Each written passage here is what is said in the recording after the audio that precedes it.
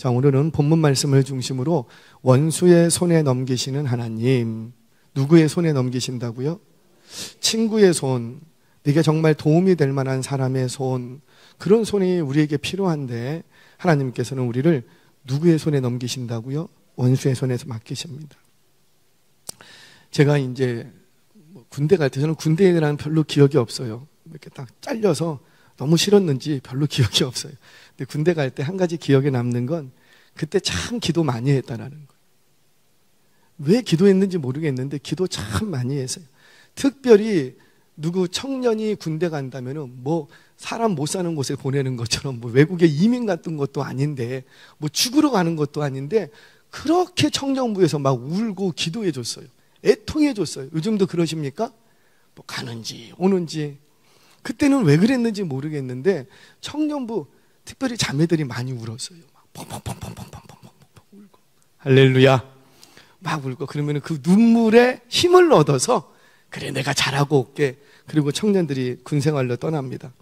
저도 역시 그렇게 기도하고 기도받고 청년 공동체의 뜨거운 눈물의 기도를 받고 이렇게 갔어요.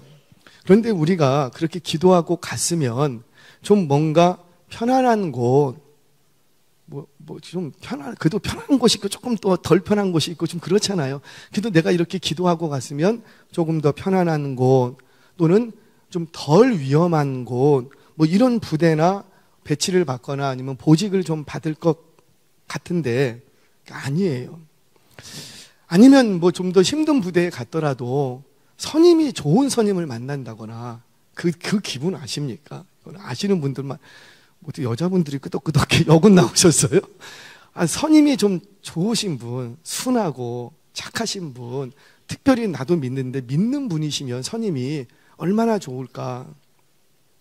그런데 제가 그렇게 기도하고 갔는데 군에 갔는데 세상에 81mm 박격포 부대로 화기중대로 떨어진 거예요. 그게 뭐냐면 81mm에서 82mm라는데도 좋아.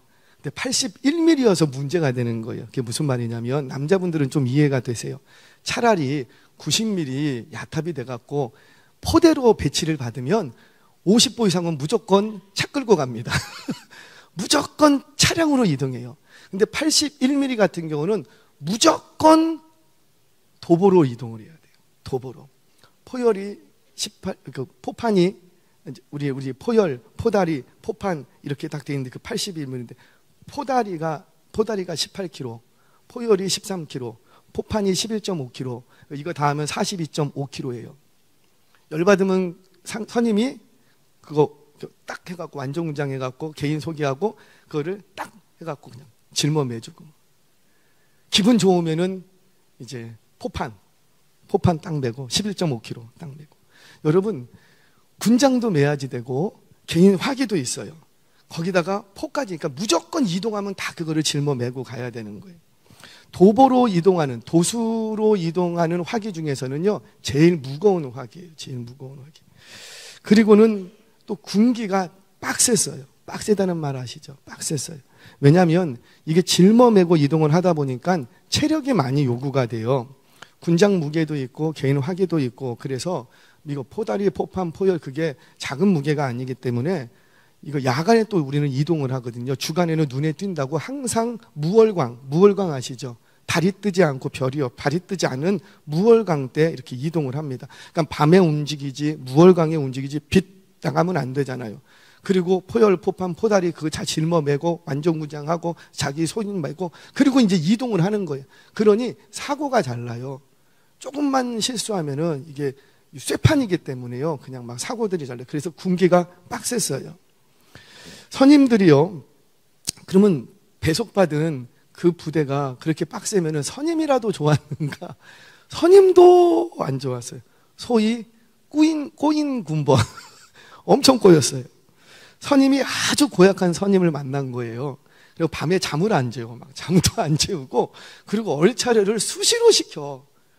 와, 저 3일 날 샌 적도 있어요. 잠 한숨 못 자고 제 전방에 올라갔다가 3일 동안 잠 한숨 못 자고 그냥 계속 3일 내내 라면만 끓인 적이 있어요. 그거 아시나요? 모르시죠? 이거 국가 비밀인데 이렇게 철책 근무를 가면은 이제 그 철책선 근무를 갑니다. 그러면 이게 이제 한 번 초소에 들어가면 2시간씩 교대로 하는데 그 내무소 안은 그냥 빛을 안 나가게 어둡게 해놔요. 어둡게 해놔야지 주간 근무하고 돌아온 사람들이 잠을 잘 수가 있기 때문에 야간 근무도 잠을 자야 돼요. 그러니까 소대 안에는 불이 다 꺼져 있어요. 그래갖고 아무나 와서 잘 수 있던 분위기가 되어 있어요. 어두워. 그러니까 그 안에 있으면 이게 낮인지 밤인지 구분이 잘 안 가. 2시간마다 와요. 뭐 보초를 서고 왔어요. 왔더니만 이 선임이 라면을 끓이래. 그래서 또 전방에서 먹는 2등병의 라면이 얼마나 맛있겠어요. 그 라면을 끓였죠. 끓이고는 다 해갖고 맛있게 드시고 뒷정리 다 하고 설거지하고 잠을 딱 자려고 하는데 다음은 이제 초소가 들어왔어. 선임이에요. 그럼 어떻게 해야 돼요? 야, 라면 좀 끓여라. 그러면 또 라면을 끓이는 거예요. 그리고 또 같이 먹어야 돼. 안 먹으면 안 돼. 제가 그래갖고 전방에 가서 4개월 있는 걸 15kg가 찌더라고. 그때 알았어요. 아, 부은 게 안 빠지면 살이 되는구나. 할렐루야. 그걸 제가 그때 알았어요. 그렇게 해서 군 생활을 했어요. 군 생활. 제가 기도 안 하고 갔습니까? 아니, 다른 사람은 몰라도 제가 군대를 가면 우리 하나님 좀 좋은 데로 보내줘야 되는 거 아니에요? 아멘이세요? 아니, 제가요, 중학교 그 2학년 세례받고요, 바로 찬양대 섰어요. 중학교 3학년 계세요? 기회가 있으면. 바로 찬양대 섰어요. 세례교인이면 다 되니까. 찬양대 섰어요. 주일이면 아침 7시부터 밤 10시 반까지 교회에서 모든 일 다 했습니다. 목사님 쫓아다니면서 거의 목사님 원하시는 거 다 제가 해드렸어요. 제가. 찬양인도 하지요. 안 하는 거 없어요. 하여튼 봉사 다 했어요. 그러면 그런 내가 군대 가면 좀 좋은 데로 가야 돼요? 아니면 빡센 데로 가야 돼요? 다른 사람도 아니고 내가 가는데. 근데 우리 하나님께서 제일 힘든 곳으로 저를 보내셨어요. 군 생활이 녹록지가 않았습니다. 왜 그랬을까? 오늘 본문의 말씀을 빌리자면 저를 원수의 손에 넘기신 거예요. 저는 그런 인간들이 있는 줄은 몰랐어요. 그런 사람들이 군대에 있는 줄은 저는 몰랐어요. 이걸 제가 어떻게 해석을 해야 될까?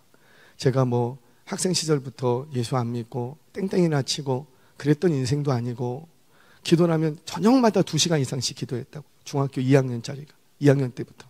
학교 끝나면 교회 가고 어떨 때 일주일에 한 번씩 철야하고 그냥 철야하고 형들 오면은 같이 엎혀갖고 강단에서 2시간 3시간씩 기도하고 그렇게 했는데 고작 나를 군대에 보냈는데 고작 나를 제일 힘들고 제일 빡센 곳으로 나를 보내신 이게 도무지 괴로워서 견딜 수가 없는 거예요. 막 탈영하고 싶을 정도였어요. 왜 나를 이렇게 원수의 손에 던지실까? 이해가 안 되는 거예요. 해석이 안 되는 거예요. 이 질문에 대한 답이 오늘 본문에 있습니다. 왜 저와 여러분이 신앙생활 안 하는 것도 아닌데 이 저녁에도 이렇게 뜨겁게 찬양하고 주님의 은혜를 구하는데 왜 나를 저 원수들의 손에 넘기실까? 여러분, 다윗도 원수들의 손에 넘겼지요. 요셉도 원수들의 손에 넘겼지요. 모르드게, 에스더, 다니엘, 오늘 마주하고 있는 예레미야 역시 원수들의 손에 넘겨졌죠. 예수님 말할 것도 없어요. 저와 여러분들 가운데도 지금 원수들의 손에 넘겨진 분들이 분명히 계실 거예요.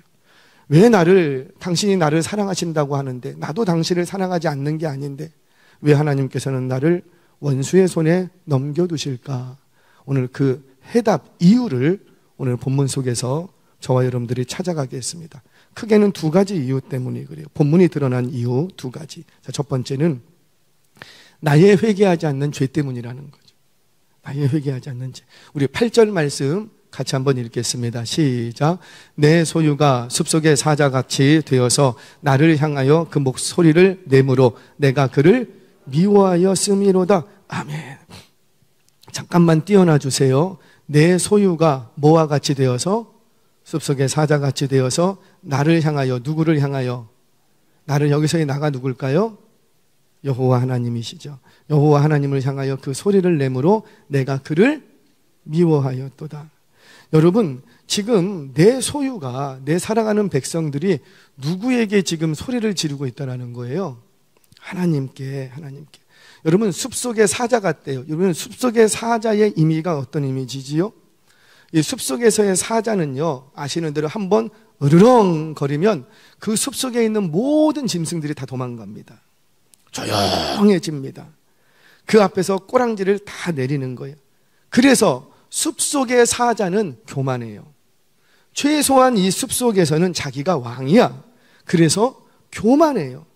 그처럼 내 사랑하는 백성이 나를 두려워하지 않고 숲속의 사자로 좀 만들어 줬더니 그 조그만한 숲속에서 지가 왕이야, 지가 왕. 그래갖고는 으르렁 으르렁 하나님께 향하여 으르렁거리고 하나님께 향하여 그 날카로운 발톱을 드러내더라는 거예요. 왜 이렇게 하는 거예요? 교만하기 때문에. 다른 짐승들이 다 도망가 주니까 자기가 왕이 됐어. 교만해진 거예요. 교만. 그래서 숲속의 사자는 교만합니다. 최소한 숲속에서는 자기가 왕이라고 생각합니다. 그처럼 내 사랑하는 백성이 나를 두려워하지 않고 숲속의 사자처럼 교만해진 거예요. 스스로 힘을 가지고 있다고 자랑 삼고 있다는 거죠. 교만할 뿐만 아니라 하나님 앞에서 안 해야 될 말들을 쏟아붓기 시작하고 하나님 앞에서 송곳니를 드러내고 발톱을 드러내는 거예요. 그래서 우리 하나님께서 어떻게 하십니까? 그 숲속의 사자 그를 더 강한 자의 손에 넘겨버립니다. 그래서 그에게는 고난이 찾아오는 거예요. 내가 하나님보다 더 사랑했던 것들 혹시 없는가? 하나님보다 더 의지했던 것들이 혹시 없는가? 우상으로 삼았던 것들은 없는가? 하나님께서 나를 원수의 손에 넘기실 때 저와 여러분들 이것부터 먼저 고려해 볼 수 있는, 생각해 볼 수 있는 저와 여러분 되시기를 바랍니다. 그런데 어려움이 딱 닥치면 내가 하나님 앞에 범죄한 것은 없는가? 내가 하나님 앞에 발톱을 드러낸 적은 없는가? 하나님 앞에 내가 교만이 군 것은 없는가? 이거를 먼저 생각해야 되는데 우리는 그러지 못해요. 왜 나를 이렇게 어렵게 하십니까? 내가 무슨 죄가 많아서 왜 나에게 이러십니까? 우리는 원통해하고 분통해하고 울분을 터뜨리는 게 더 익숙해져 있습니다. 저와 여러분들 울분을 토해내기 전에 먼저 나를 돌아볼 수 있는 지혜가 있기를 주의 이름으로 축원합니다. 자, 그런데 여기서 주의해야 될 게 있어요. 여기서 이단이 파고 들어옵니다. 네 죄를 알라. 여기서 이단이 파고 들어요. 이런 거죠. 자녀에게 어떤 고난이 딱 닥치면 우리는 흔히 뭐라고 하냐면 그 부모가 죄가 많아서 자녀가 아프다는 식으로 해석할 때가 있어요. 그래서 내 자녀가 어떤 문제가 생기면 누구 죄 때문에? 내가 죄가 많아서. 부모된 내 죄 때문에 지금 자녀가 고통을 당한다. 이렇게 해석을 하는 경우들이 있어요. 여러분, 자녀에게 왜 이런 고난이 왔는가? 부모가 죄가 많아서 그렇다. 틀린 말은 아닐 거예요. 그런데 부모의 죄 때문에 자녀가 심판받습니까? 아버지가 포도를 먹었는데 아들이 이가 시리다고 하나요? 그러니까 지금 자녀가 고난을 당하면 그건 누구 죄 때문인 거예요? 자녀의 죄 때문인 거예요? 아니면은 내 죄 때문인 거예요? 자녀의 죄 때문일 수 있어요. 그런데 우리는 뭐라고 말하냐면 가정에 자녀에게 무슨 문제가 생기면 다 누구 죄 때문이다. 근데 그 말이 또 틀린 말이냐? 틀린 말은 아닌데 성경의 진리를 쫓아가면 자녀가 지금 고달프고 자녀가 심판받는 것은 사실은 누구 죄 때문에? 자녀 때문에. 그러니까 내 죄 때문에 자녀가 심판받는 일은 있다 없다? 그거는 없는 거예요. 자식의 죄는 누가 그 죄값에 대한 심판과 재앙을 당해야 되고, 자녀, 부모의 죄는 부모, 이게 성경에 흐르는 대전제예요. 그러니까 이걸 놓치면 안 돼요. 이번 주에도 말씀드릴 건데 어떤 한 부분이 굉장히 은혜스럽게 해석이 돼서 다가올 때가 있어요. 그러나 그때 주의해야 될 건 뭐냐면 이것이 성경 전반에 흐르는 진리와 충돌을 일으키지 않는가. 만약에 성경 전반에 흐르는 기본 진리와 충돌을 일으키면 우리는 그 부분을 다시 해석을 해야 된다는 거죠. 다시. 자녀가 어떤 문제가 생기고 고난을 당해요. 자녀가 막 아프고 다쳤어요. 사고가 생겼어요. 근데 그건 누구 죄 때문이다? 그렇죠. 내 죄 때문이다 라고 보는 것은 옳지 않아요. 그러나 부모된 내가 나 때문에 자기가 이렇게 됐다. 맞는 말이에요? 틀린 말이에요? 그건 또 틀린 말은 아니에요. 제가 설명을 하겠습니다. 여러분, 부모의 악한 습성이 영향력을 끼칠 수 있어요, 없어요? 있죠. 있죠. 나의 잘못된 선택 때문에 가족 전체가 어려움을 겪을 수 있어요, 없어요? 있죠. 자녀는 그런 선택을 안 했어요. 근데 아비 된 내가 잘못된 선택을 함으로 가족 전체가 괴로움을 당할 수 있다, 없다? 있다. 그런데 그런 전체의 괴로움 속에서는 그건 누구 죄고? 그렇죠. 잘못 선택한 부모의 죄라는 거죠. 악한 영향력을 끼친 악한 습성을 자녀들에게 이식시킨 그건 부모의 죄라는 거죠. 제가 조금 다른 표현을 할게요. 부모가 자주 야식을 해요. 누구 집처럼. 할렐루야. 자주 야식을 해요. 그러면 자녀도 함께 야식을 먹어요, 안 먹어요?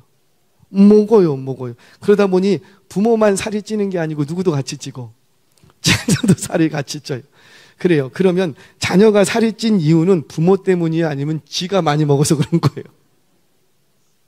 이해되시나요? 이해되시나요?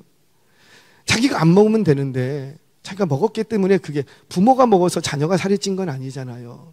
그런데 부모가 자녀가 살이 찌면서 막 여러 가지 성인병이 막 어렸을 때 막 와버렸어.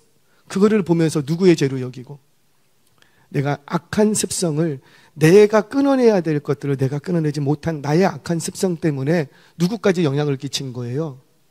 물론 자녀는 부모가 야식 먹을 때 나 안 먹어! 그리고 안 먹을 수도 있어요. 그런데 먹을 수 있는 환경을 만들어 놓고 안 먹게 하지도 못하고 이랬던 부모의 나쁜 잘못된 습관이 영향력을 끼쳐서 그 자녀에게도 해를 줄 수가 있다라는 겁니다. 그런 의미에서 이걸 내 죄로 받아들이는 건 또 틀린 말은 아니라는 거예요. 그래서 부모는 내 죄 때문이라고 고백을 할 수가 있습니다. 그러나 기본 진리는 뭐냐면 부모의 죄가 자식에게까지 대물림된다라는 식으로 얘기하면 된다 안 된다? 그건 아니에요. 수년 전에 가게에 흐르는 저주를 끊어라. 지금도 유튜브 상에 뭐 이런 것들 돌아다니는데 그거는 굉장히 이단스러운 내용이에요. 가게에 흐르는 저주를 끊어라. 여러분, 가게에 흐르는 저주가 있어요, 없어요? 없어요.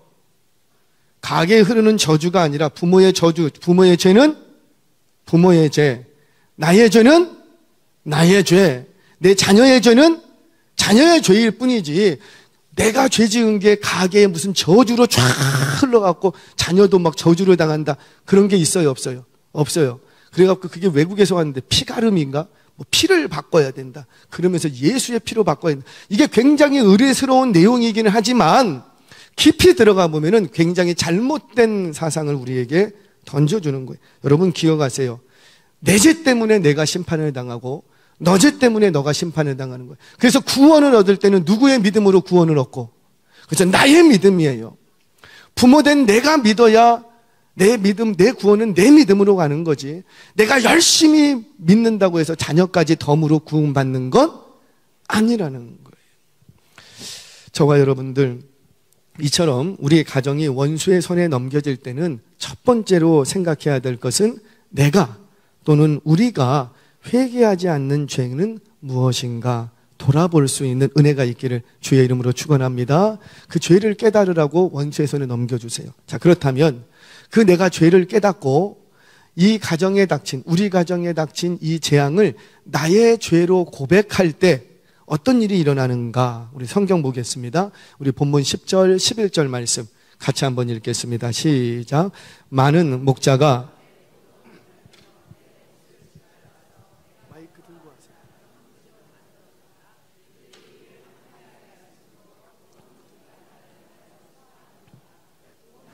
황폐함은 이를 마음에 두는 자가 없음이로다. 아멘. 우리 박종사님 마이크를 대고 같이 해주세요. 마이크 대고 제가 마이크를 안 할 때가 있을 거니까 자막 그대로 좀 띄워놔 주세요. 우리 본문을 조금만 살필게요.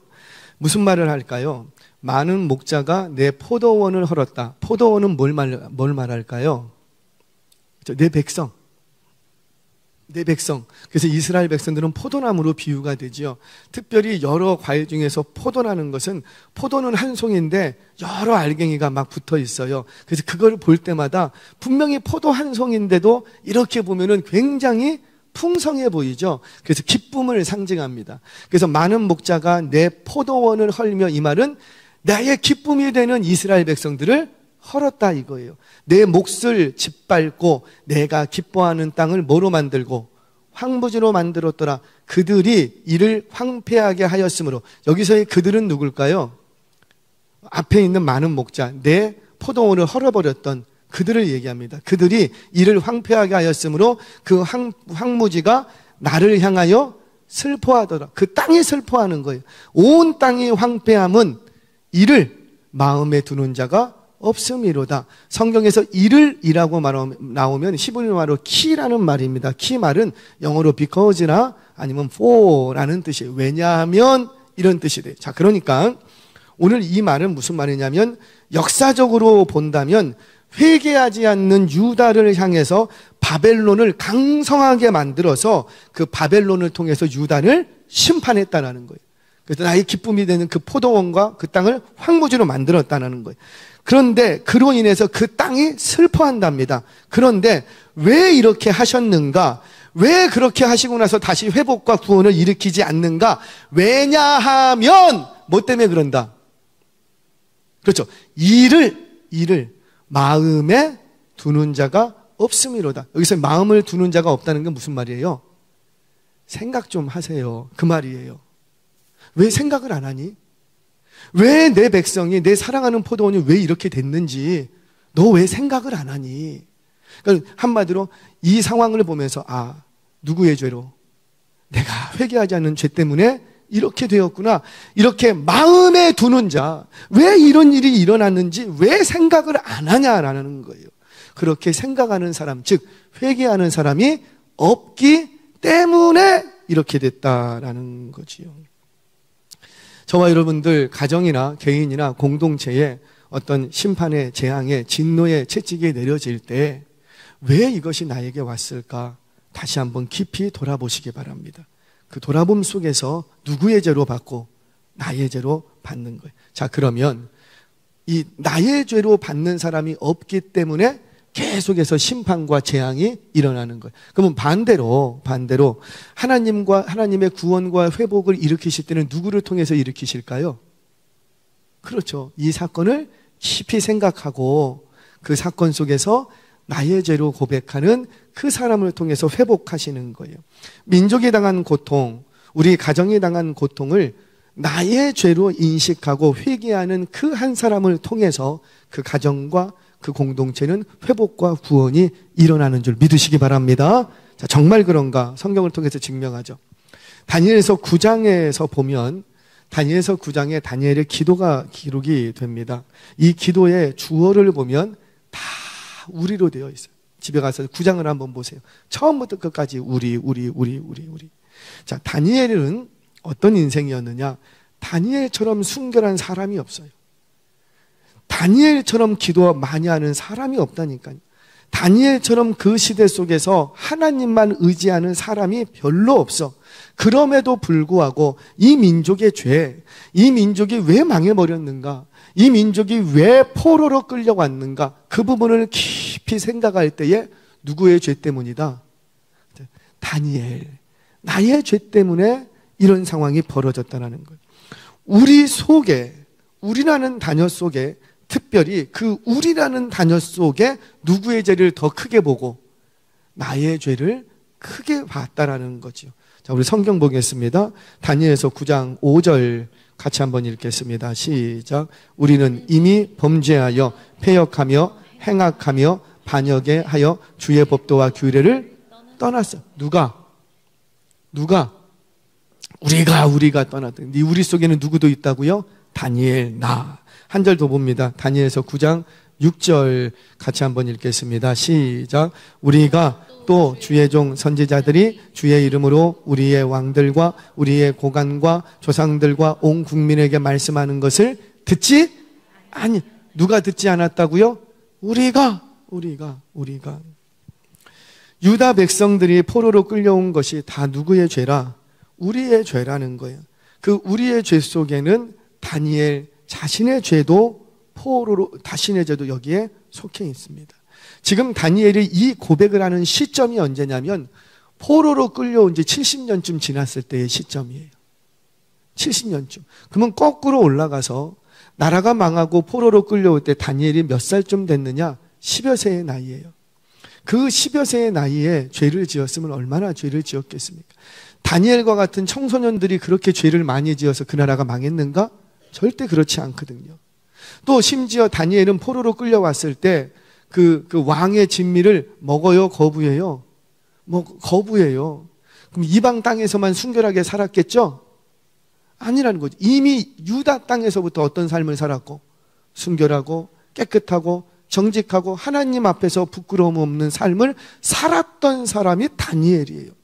그럼에도 불구하고 이 나라에 닥친 이 민족이 그 조상들, 그 지도자들, 그 종교 지도자들, 어른들의 문제로만 보지 아니하고 그것을 누구의 죄로 받고 나의 죄로 받았다는 겁니다. 느헤미야 어땠어요? 느헤미야는 그가 하나님으로부터 예루살렘의 처참한 형편 소식을 듣게 됩니다. 그래서 그가 뭘 하는가? 우리가 이렇게 망해버린 것은 그 조상들, 옛날 조상들의 죄가 아니라 우리의 죄, 나의 죄 때문에 이렇게 됐다는 거예요. 자, 느헤미야 1장 6절 말씀 같이 한번 읽겠습니다. 시작. 이제 종이 주의 종들인 이스라엘 자손을 위하여 주야로 기도하오니 우리 이스라엘 자손이 주께 범죄한 죄들을 자복하오니 주는 귀를 기울이시며 눈을 여시사 종의 기도를 들으시옵소서. 나와 내 아버지의 집이 범죄하여. 누구의 죄로 받고? 나의 죄, 나의 죄. 여러분, 이 느헤미야는요, 포로로 끌려오는 1차 포로에서부터 본다면 대략 160년 후의 사람이에요. 이스라엘의 예루살렘 성전이 완전히 회파된 그 시점에서부터 본다면 140년쯤 지난 후에 등장하는 사람이에요. 그러면 이 느헤미야는 예루살렘을 가본 적이 있을까요? 없어요? 없을까요? 없어요. 성전을 본 적이 없어요. 제사다운 제사를 본 적이 없어요. 그럼에도 불구하고 그 조상들 그때 160년 전 그때 그 조상들이 그래서 하나님의 말씀을 안 들어서 우리가 이 모양 이 꼴이 됐다라고 생각하지 않고 그때 그 범죄하던 자리에 누구도 같이 범죄했다. 나도 같이 범죄했다.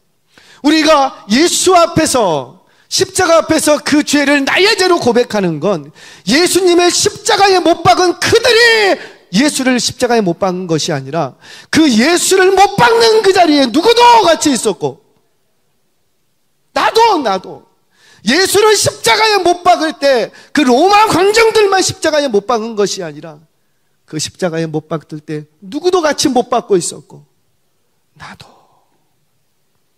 사울이 스데반이 돌에 맞아 죽을 때에 그 옷을 개켜서 사울의 발 앞에 둡니다.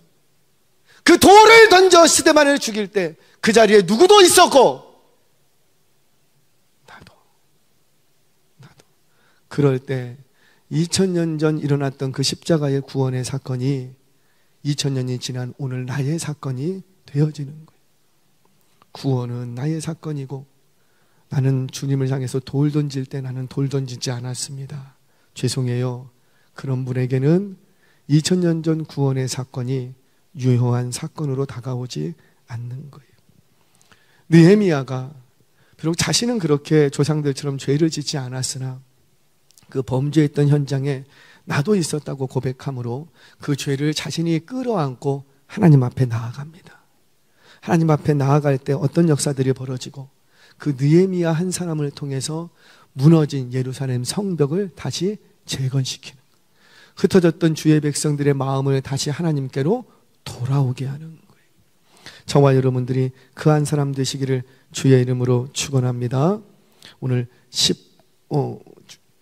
번째 바로 이 원수들의 손에 넘기는 것을 통하여서 그 사건을 통해서 회개하지 않는 나의 죄가 있는가 돌아봐야 된다. 그리고 그 사건을 통해서 나의 죄로 받아들일 때, 고백할 때 그 사람을 통해서 회복과 구원을 일으키신다라는, 이게 바로 원수들의 손에 넘기시는 첫 번째 이유입니다. 자, 두 번째 이유, 이거는 간단해요. 원수들에게 향하신 구원 계획이 있어. 그래서 우리를 누구의 손에 맡긴다고요? 원수의 손에. 성경 보겠습니다. 14절 같이 한번 읽겠습니다. 14절 시작. 내가 내 백성 이스라엘에게 기업으로 준 소유에 손을 대는 나의 모든 악한 이웃에 대하여 여호와께서 이와 같이 말씀하시니라. 보라, 내가 그를 그 땅에서 뽑아버리겠고 유다 집을 그들 가운데서 뽑아내리라. 아마 뽑아버리겠고 뽑아내리라. 지금 어떤 부분은 뽑아버리겠다고 얘기하고 어떤 부분은 뽑아내리라 이렇게 얘기합니다. 이거 혼동하시면 안 돼요. 제가 좀 설명을 하겠습니다. 내가 내 백성 이스라엘들에게 기업으로 준 소유에 손을 대는 나의 모든 악한 이웃에 대하여. 악한 이웃은 뭘 얘기할까요? 역사적으로 보면은 바벨론을 얘기하는 거예요.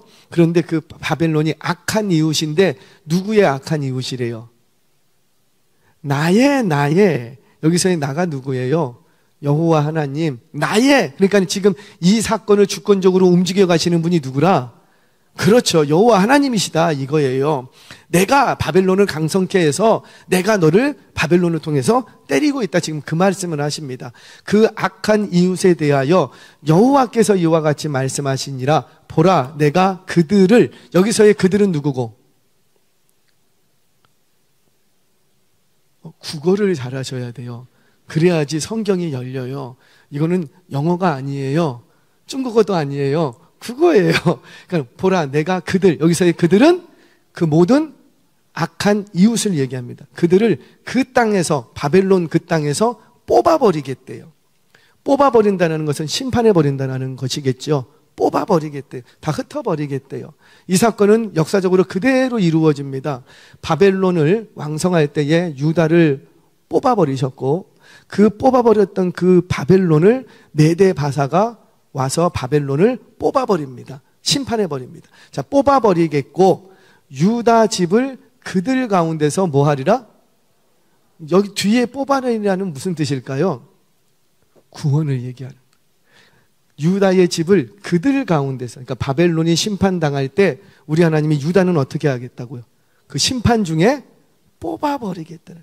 이게 놀라운 구원의 진리죠. 심판이 임하시는 그곳에 하나님의 뭐도 있고 구원도 있는 거예요. 소돔과 고모라 땅을 완전히 뽑아버리실 때 그 중에서 누구는 뽑아내시고 롯은 뽑아내시는 거예요. 이게 하나님의 구원의 역사라는 거지요.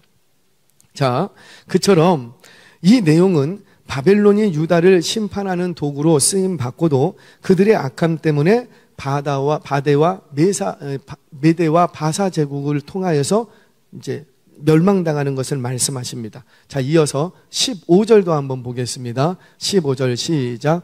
내가 그들을 뽑아낸 후에 내가 돌이켜 그들을 불쌍히 여겨서 각 사람을 그들의 기업으로 각 사람을 그 땅으로 다시 인도하리니. 아멘. 이거 무슨 사건이에요? 고레스 칙령을 통해서 너희들 각 사람들은 다 각자 나라로 돌아가라. 그곳에 가서 너희 신께 제사하고 예배해라. 이게 바로 고레스 칙령입니다. 그처럼 내가 그들을 뽑아낸 후에, 여기서는 바벨론을 멸망시킨 후에 내가 돌이켜 그들을 불쌍히 여겨서, 여기서 뒤에 그들은 유다 자손들을 불쌍히 여겨서 각 사람을 그들의 기업으로 각 사람을 그들의 땅으로 다시 돌려보내겠다. 회복과 구원을 말씀하시는 거예요. 자, 그런데 이때 놀라운 하나님의 구원 계획 한 가지가 숨겨져 있답니다. 우리 이어지는 16절, 17절 같이 한번 읽겠습니다. 자, 시작. 그들이 내 백성의 도를 부지런히 배우며 살아있는 여호와라는 내 이름으로 맹세하기를 자기들이 내 백성을 가르쳐 바알로 맹세하게 한 것 같이 하면 그들이 내 백성 가운데 세움을 입으려니와 그들이 순종하지 아니하면 내가 반드시 그 나라를 뽑으리라. 뽑아 멸하리라. 여호와의 말씀이니라. 아멘. 자, 여기 또 그들이 나와요. 여기서의 그들은 또 누굴까요? 바벨론을 뽑아버리실 때, 그 모든 악한 이유를 뽑아버리실 때, 뽑아버렸는데 그 중에도 남은 자들이 있는 거예요. 이방인 가운데 남은 자들. 그들이 내 백성의 도를 부지런히 배우며 살아있는 여호와라는 내 이름으로 맹세하기를, 여호와의 이름을 부르면, 여호와의 율법을 순종하고 지키면 내가 어떻게 하겠다? 그들이 내 백성 가운데 뭐를 입겠고? 세움을 입겠고. 아멘이세요? 그게 바로 저와 여러분들 아니에요?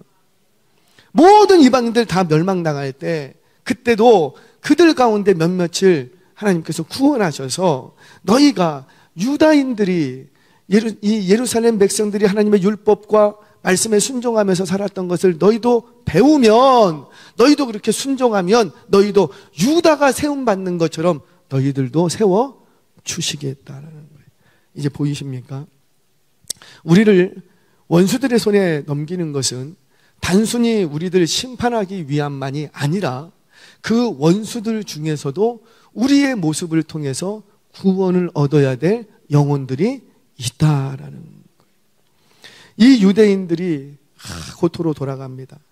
구원받고 회복받는 모습들을 보게 돼요. 내 백성의 도를 부지런히 배우며 살아있는 여호와의 이름을 그들과 함께 부르면 내가 그들도 내 백성 삼아 주겠다라는, 이것이 바로 이방인들을 향한 놀라운 구원 계획이에요. 말씀을 정리하겠습니다. 사랑하는 여러분, 이 말씀 앞에